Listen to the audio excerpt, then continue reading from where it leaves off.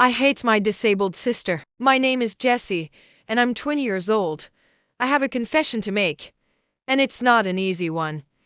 I hate my sister. Or at least, I've convinced myself of that for years. My sister, Lily, is 18 and has cerebral palsy. She can't walk. She has difficulty talking, and her needs rule every inch of space and time within our family. I know what you're thinking, that I'm a terrible person, believe me. I've thought the same thing about myself 1,000 times over, but it's not as simple as hatred. It's more like something tangled and messy, a knot of resentment, guilt, jealousy, and maybe, just maybe, love buried so deep I've forgotten what it feels like. This is the story of how my feelings for my sister shaped me in ways I didn't fully understand until I came face to face with the full weight of who she is and who I am. It's a story I'm not proud of, but it's mine. Act I. A childhood in the shadow. Growing up, I didn't know my life was any different from anyone else's. I thought that all families spent their days scheduling their lives around therapy sessions and doctor visits. I thought every big sister had to play quietly in the corner while her baby sister screamed and cried in frustration. I thought it was normal for parents to be too tired or distracted to notice the other child waiting patiently for her turn. When Lily was diagnosed with cerebral palsy at 2 years old, I was just a child, too young to understand the words my parents whispered late at night. But I didn't have to understand the words to feel the shift in our family. It was like the air changed, like everything else faded into the background except my sister's needs. I didn't resent her at first. How could I? She was my baby sister. I loved her gummy smile and the little noises she made whenever I handed her a stuffed animal. But as the years went on, I started to notice the ways in which my life seemed to shrink. There was the Christmas when my parents spent all of Christmas Eve assembling a new wheelchair for Lily, barely glancing at the presents I'd wrapped for them, or the summer I spent learning to make her favorite soft foods because she had trouble chewing regular ones, or my fourth grade play, when I scanned the audience and saw only empty seats where my parents were supposed to be. "She's had a hard day," my mom explained when I got home.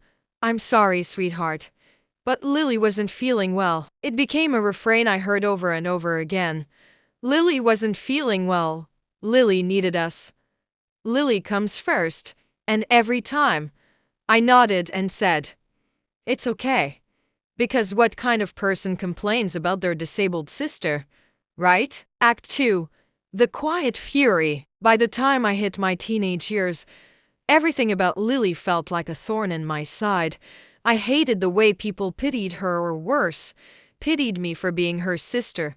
I hated the way my parents treated her like some sort of fragile, untouchable saint. I hated the way every part of my life seemed to orbit her, like I was stuck in her gravitational pull with no way to break free. But most of all, I hated the way she took everything from me. I don't mean toys or clothes or anything material.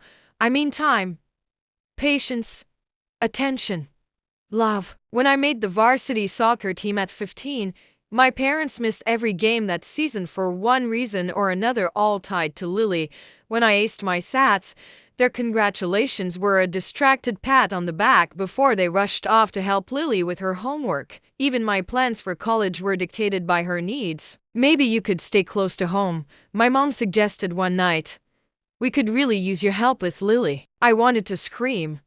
Hadn't I sacrificed enough already? Instead, I shoved my chair back from the dinner table and stormed off to my room. Act 3. Escaping the orbit. When I was accepted into a college 3 states away, it felt like my ticket to freedom.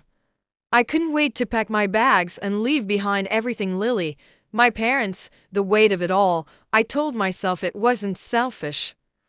I told myself I deserved a normal life, free from the constant demands of being the other sister. And for a while, it was everything I'd ever wanted. I joined a women's soccer league, attended parties, and made friends who had no idea about Lily. For the first time, I wasn't Jessie, the girl with the disabled sister. I was just Jessie, and it felt amazing. But the freedom was tainted by something I couldn't quite name.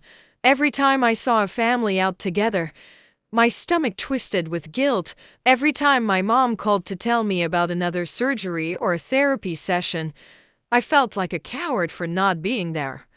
But what scared me most was how easy it was to ignore that guilt, to push it to the back of my mind and pretend it didn't exist. That all changed the night I got a call from my dad. "Lily had a seizure," he said.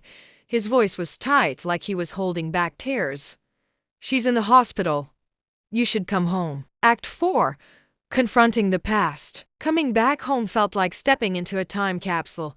The house looked the same, but everything felt heavier, like it was weighed down by years of unspoken tension. At the hospital, Lily looked so small in the bed.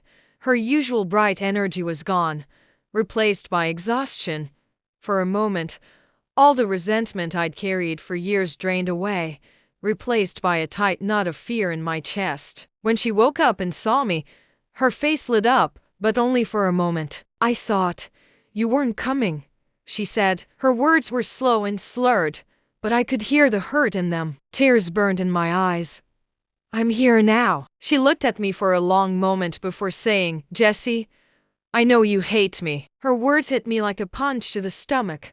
I opened my mouth to deny it, but nothing came out, because deep down, I wasn't sure I could. "I'm sorry," she said softly, "for being like this, for ruining everything." And just like that, the wall I'd built around myself came crashing down. Act V. Rebuilding bridges. The weeks that followed were some of the hardest of my life. Lily's recovery was slow, and for the first time in years, I found myself stepping into a caregiver role. I helped her eat, brushed her hair, and read her books when she was too tired to hold them. At first, it felt like penance, like I was paying for all the years I'd spent resenting her. But something shifted as I spent more time with her. I started to see her not as the helpless, angelic figure my parents had painted her to be, but as a real person, funny, stubborn, and fiercely determined. One afternoon, as I painted her nails a bright shade of purple, she looked up at me and said, "You're really bad at this." I laughed, the sound surprising me. "I thought you were supposed to be grateful." She grinned, and for the first time, I realized how much I'd missed that smile. Act VI. A new kind of love. Learning to love Lily wasn't easy. It didn't happen overnight or in some dramatic epiphany.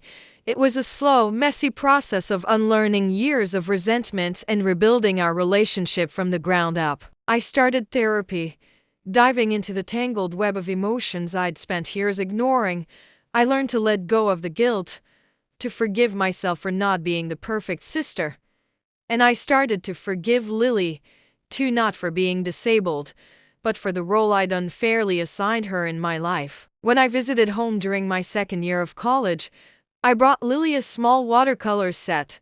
She lit up like I'd just handed her the moon. Watching her paint that afternoon, her brush gliding across the paper with careful precision, I felt something I hadn't in years. Pride. Not for being her sister, for her. Act 7. Moving forward. Today, Lily and I are still a work in progress. Some days, the old feelings creep back in, the frustration, the sadness, the longing for a normal life. But those days are fewer and farther between. I don't hate my sister anymore. In truth, I don't think I ever truly did. What I hated was the world we were born into, the unfairness of her disabilities and the weight it placed on all of us. But Lily, she's more than her disability. She's my sister, and I wouldn't trade her for anything. Our story isn't perfect, but it's ours, and that's enough. The end.